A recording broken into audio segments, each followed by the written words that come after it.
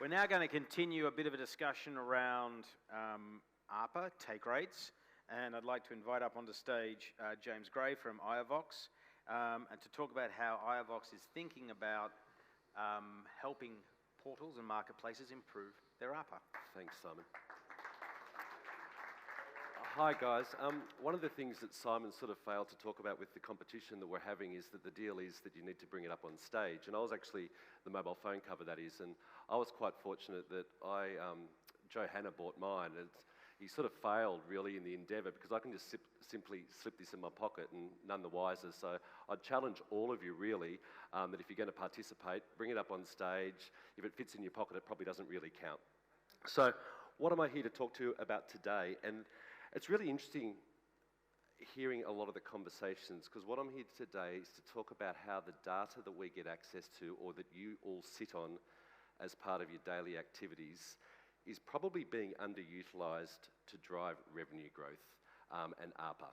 You're sitting on a lot of data, and the conversations that we have around the world with various players just really reinforces that.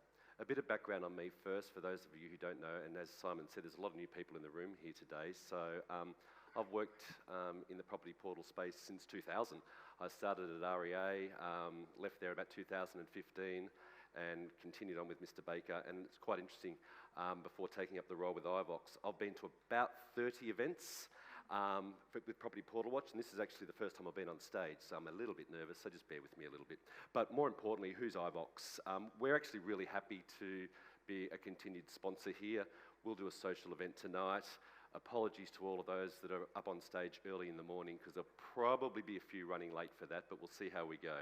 But I think if you look at us, call tracking, what does call tracking really bring to the table? It's a bit I suppose, can sound a little bit dull, so let me try and bring it a little bit to life.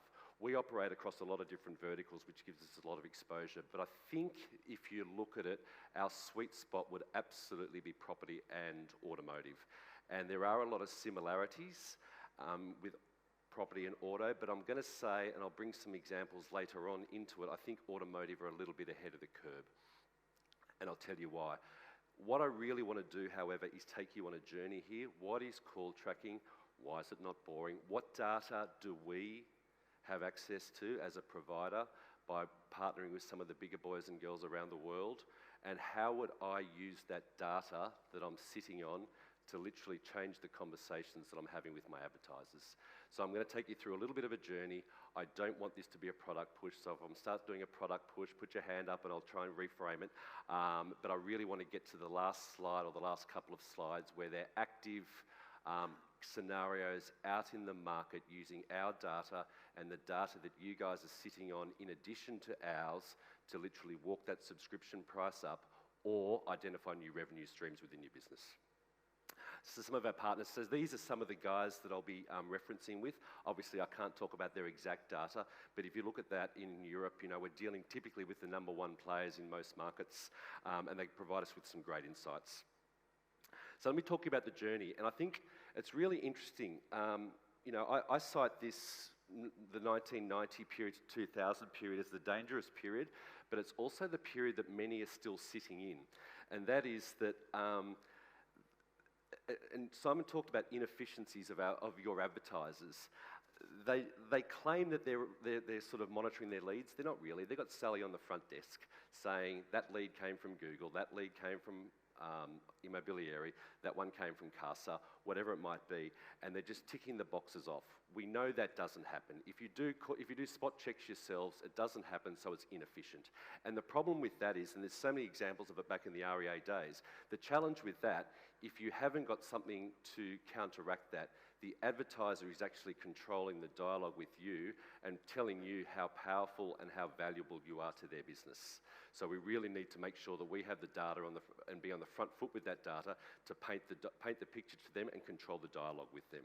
So once we got past that, and this is probably where a lot of people are still sitting, and it's just basic stuff, right? And this is where I think when we think about call tracking, hopefully by the end of this we'll get through and understand that it's more than just monitoring of calls. But the typical sort of stream is that the numbers are tracked. We're doing some sort of metrics. We're collecting the duration, frequency of calls. Calls are starting to be recorded in this stage. Not a lot happening with them though. We're starting to sort of implement follow-up steps so the calls get actioned.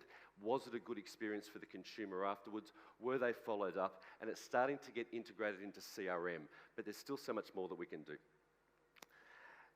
So I'm trying to get through this quite quickly, but what we're starting to see now, right, and this is probably where the AI piece comes into it, and just the proliferation and the merging of all of the data from all of the different channels into one, and understanding what's really happening on your site. So we're no longer just doing spot checks of 5% of calls or less to understand whether we're being effective or not. We're understanding whether it's coming from what portal, whether it's coming from print still, if it's coming from social media. We're starting to build profiles of buyers. So really important to know, is this a consumer that is on your site frequently?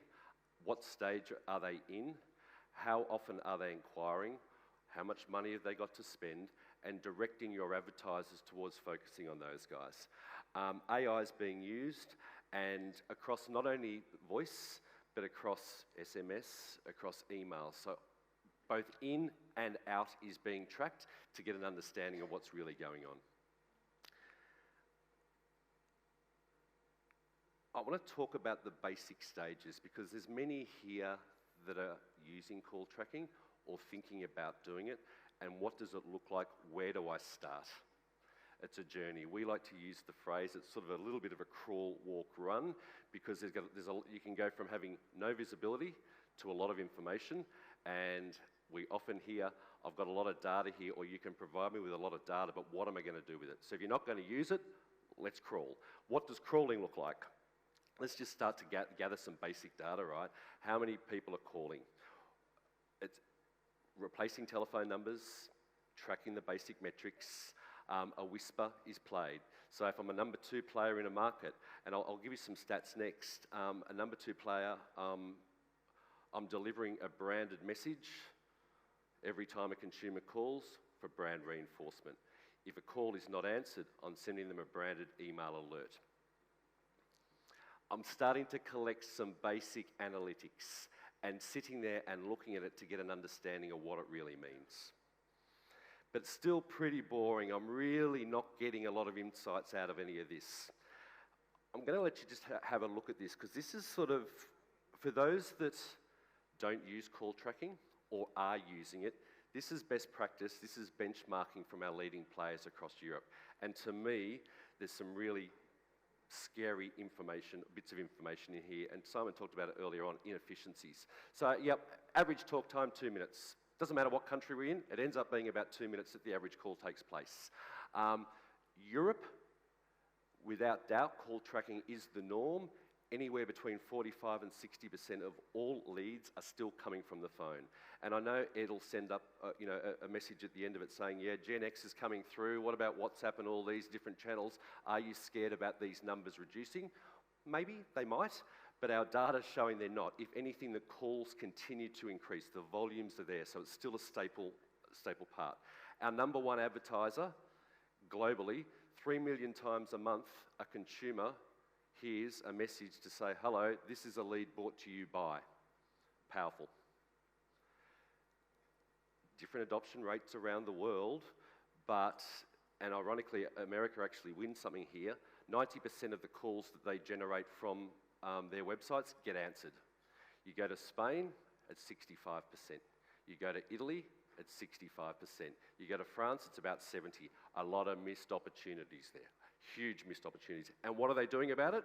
The portal, property-wise, historically doesn't see that as something for them to address. They see themselves as on the platform to direct traffic. What happens with it after that? I'm just going to leave that to the industry. Maybe there's some missed opportunities there. Average person calls four times a month. If you're not using call tracking, you can assume that the number of emails you are generating will be matched by the number of phone calls. And I'll talk about it a little bit more in detail later, but when you overlay transcription and understand when we're transitioning from reporting on volume of calls to what's happening in those calls, our average advertiser is identifying between 4 and 6 revenue opportunities per call. Let's keep going. So what can I collect? So I think when most people think call tracking, they think I'm going to report on the number of telephone calls I received, the number that I've missed, and I'll paint some marketing story around that. And that's pretty much what this slide sort of talks about, right? They're recorded, they're transcribed, they're recorded, and I'm not really doing much more with it. Let's go a little bit more. Let's transcribe all the calls. So how many calls are you generating? We're not talking metrics anymore. We're understanding what's happening within that call. What's the purpose of that call? What's the frequency of that buyer?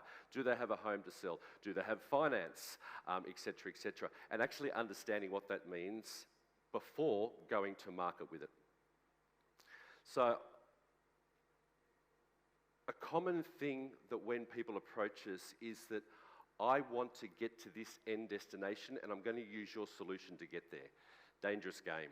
Because we go back to that initial slide that I talked about where sometimes the agents come to us and say, hey, listen, James, the volume or the value of the leads that you're generating is not quite as good as you think it is.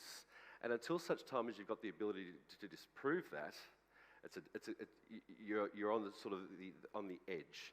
So really, before rolling this out en masse, what I would be doing and releasing the information to your advertisers, I would be really strongly suggesting you sit back for 6 months to get an understanding of what is truly happening.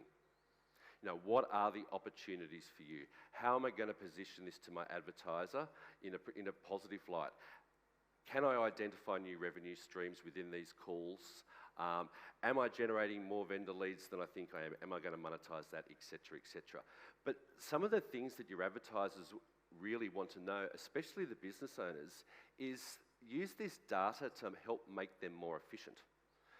I think it's fair to say that most business owners would be horrified if they knew that 65% of their calls only were answered. If they weren't, if a vendor was calling up and identified themselves as a vendor and the salesperson just takes down their email address, missed opportunities galore. So how do we collate all this information so that when we get towards and know what the information is, so that by the time we get to the last slides here, and I recommend some easy things to implement to increase your ARPA, you have visibility across what that is. So what can I collect? So once again, most people think it's 3 or 4 key metrics. Based on our API, anything that you want to collect basically can be collated and reverse engineered to your benefit. So what channel, what's the buyer intention, frequency, answer rates, all this sort of stuff. So iceberg's a bit of a corny image, but it's a good reflection.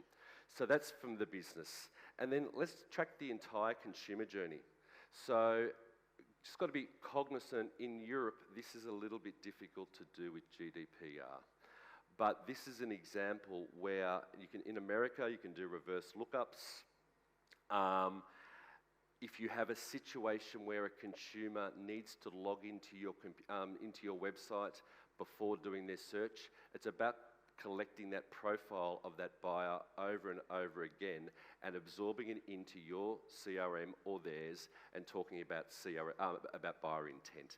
So we can see from this example that a marketplace would reasonably, if they're flying blind, think, I've generated a call here, it's good, I've generated a lead, and I've probably given the advertiser a good outcome. If you look through this, what we know, a lot of things are achieved. The source of the inquiry, number one there, they found you by Google. They went and did a search. They called the agent. The agent's name's John Stiles, and we know that. And this is all the information we know about Johnny Stiles. He had a call with an agent. He identified himself as a hot buyer, ready to do something. The agent wasn't ready to deal or didn't have the capacity to deal with his inquiry and terminated the call. Not a successful call.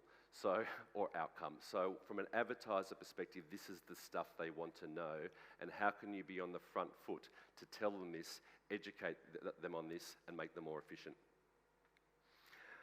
And obviously the omni-channel approach, right? Bring all this data together. We've been collating data on emails for years. What's going on? frequency of buy, contact, what's going on my site, all the various channels, bring it all into one, layer this over the top. So let's get in to the monetization pieces.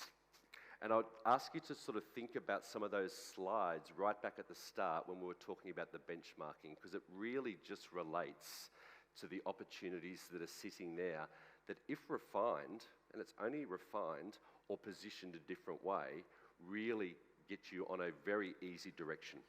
So as simple as layering different data points, I still go to market leaders globally and say, how do you position your value? And it's that end of month report, and it's the typical metrics. You advertise X number of properties on my website, I generated you X number of email leads and X number of views.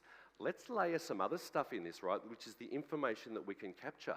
How many vendor leads did I generate for you? How many contract requests? How many open for inspections? If you're not monitoring voice and you're in one of those markets where 45 to 60% of all of the leads are coming through a phone, you're undervaluing yourself by 45 to 60%. You're layering on email, you're layering on vendor leads, you're layering on all these additional metrics, and it makes it very, very simple to walk that price up. Number two, profit center. So we have, and it's around, once again, these inefficiencies with the advertisers, but them wanting to be better, so how do you capitalize on that? So we've got a large reseller program going on with one of our larger partners in Europe, where they're basically saying, okay, we've got 20,000 agents. The business owners want to be more efficient, but they don't have visibility across what's happening within their office. So the portal partner will sell on a franchise level, on an office basis, at about 100 quid a month, a package which says, here's all of your data through our site, how efficient or inefficient you are, and paint it in a positive light for improvement. So obviously that's going to generate them significant money as well, whilst also making the advertiser more reliant on the information that they're delivering them. I had a conversation not too long ago, about a couple of weeks ago, and it was with a number two in Europe, and their call to answer rate was about 60%. So 60% of their leads were getting through, 40% weren't. And I said, isn't that an opportunity to increase? There's an opportunity, there's so many different things we can do there. And as I said earlier on, they didn't see it as their place to play in that space. I think that poses two challenges. Number one, really bad consumer experience, right? So unfortunately, if consumers are ringing you or ringing your advertisers and not having a good experience, the reflection is on you. We were calling these offices, and the experience was a voicemail basically saying, thank you for your call, we're too busy, we can't take your call, please call us back. So how do we work closely with you in conjunction with the partner to route these calls different ways? And there's probably opportunities there without expanding too much and rocking the boat too much, but to potentially monetize that through introducing a call center approach as well, to actually take the pain away from these guys.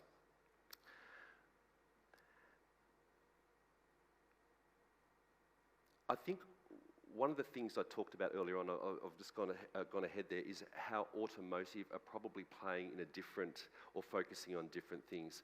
I said earlier on that property are probably more seeing yourselves as, I'm a marketplace to generate eyeballs, to get a lead to my advertiser, job done. Yeah. Automotive are more focused in what happens once that lead hits that inbox, hits that phone. What is the follow-up? How effective is it? How timely is it? And identifying opportunities through that. So something to think about, and it's simple. SMS, emails, all sorts of different things there that can be implemented to make that an easy process. But the new opportunities, outside of this, vendor leads, right? So if you're transcribing all of your calls, if you're keyword spotting, our number one partner, they generate, it's about 2.5 million calls a month. All of these calls are recorded, all of them are transcribed. Every one of those calls have 34 different keywords and phrases that they're trying to suck out of all of those calls. All done en masse, rolled up into a nice report. They've got pure visibility across how many vendor leads are going across their site. Now, I suppose this comes back to one of those earlier conversations or comments that I made around what do you want to do with that? Do you want to just hand that off to the agent, or is it better for you to be able to sit back and get an understanding of how many vendor leads you truly are delivering and work out whether you separate that off as an additional revenue stream or just incorporate it as part of your existing packaging? Private sellers, not so much in here sort of around Thailand, Singapore, etc. But Oz, Europe, private sellers are a big piece that can be monetized significantly. You know, most of the European portals, dominant players, private listers are free. Don't know why, because you're the marketplace that's going to generate all of the leads for it. And the big thing about that is once you accept private listers, or private advertisers, it's a really bad experience for them. They get spammed by agents, they get hammered, and they just want privacy. They will, without doubt, pay a small fee for privacy. Hide their telephone number, hide their address, additional revenue stream, easy money. Reverse whisper. So I talked about the fact that our leading marketplace, we generate 3 million whispers to them, to their advertisers per month saying this is a lead brought to you by James Gray. What about the other way? For those ancillary services, if you have a home loan, conveyancing, etc., you got 3 million calls whilst the consumer is actually calling the agent. Play a whisper. Are you interested in a home loan? If so, press 1, and all of a sudden you've got 3 million lead opportunities there, or a significant lead opportunity to cross-sell. And last but not least, and I think I touched on this earlier on, is this VIP sort of lead nurturing. It's getting an understanding, and you do have visibility around it. How many times a person is calling? What is their intent? What is their budget?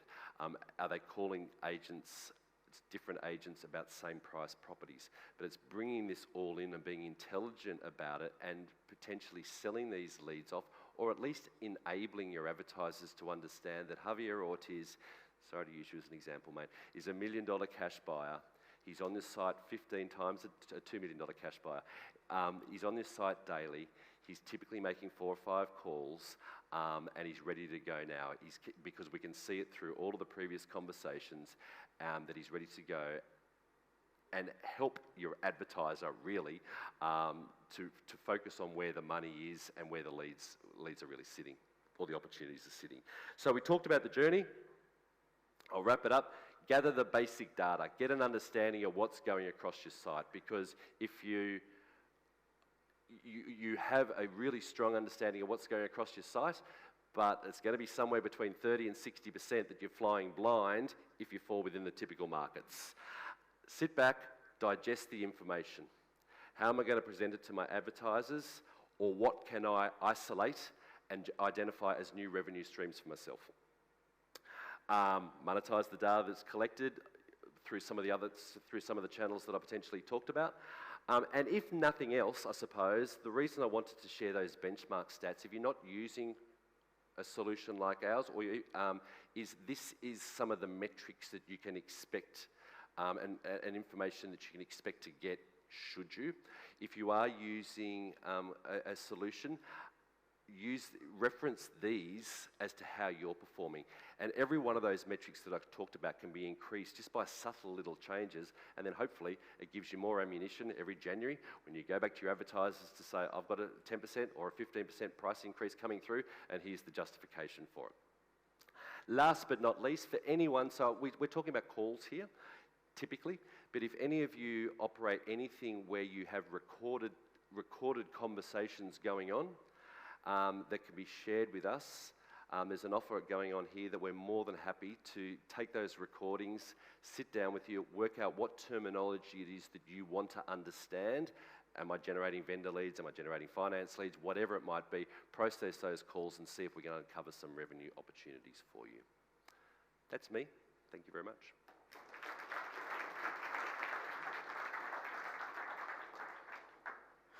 James, thank you very much. A couple of quick questions, really good insights into the environmental factors.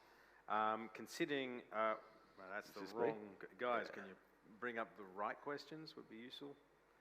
Okay, that's okay. Well, while they're working that out, it says, I don't know who wrote this, but it's quite good. Sounds great, but probably expensive, right? How do you charge? Is it per call, API, Thank you very much. It varies by market. I talked about calls. We have virtual calls, or we have telephone numbers. Varies by market, and literally, how many numbers do you need? How many minutes? It's not as expensive as you think it is. So come and have a chat. I will call it out.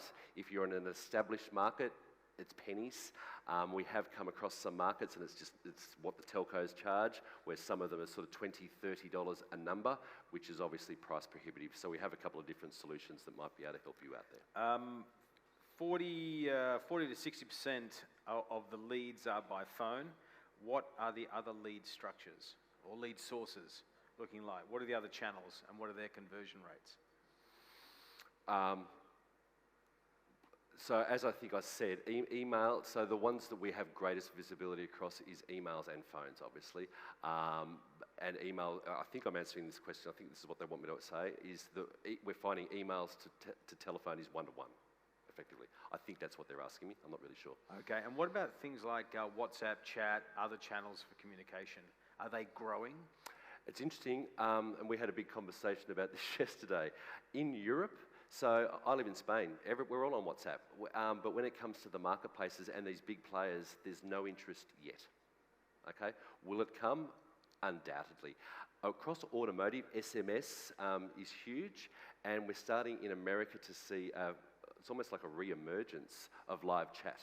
But I think it's just around completing this sort of ecosystem so that when the lead comes in, they've got visibility across what's going on within the conversation. And I think there's a concern about WhatsApp about longer term having that visibility, not only on, at the moment there's a lot of visibility around how many are happening back and forth, but that visibility within. Okay, and last question is, how easy or painful is the integration process for that level of data gathering and phone number allocation? I'm in sales, Simon, so it's always easy, right?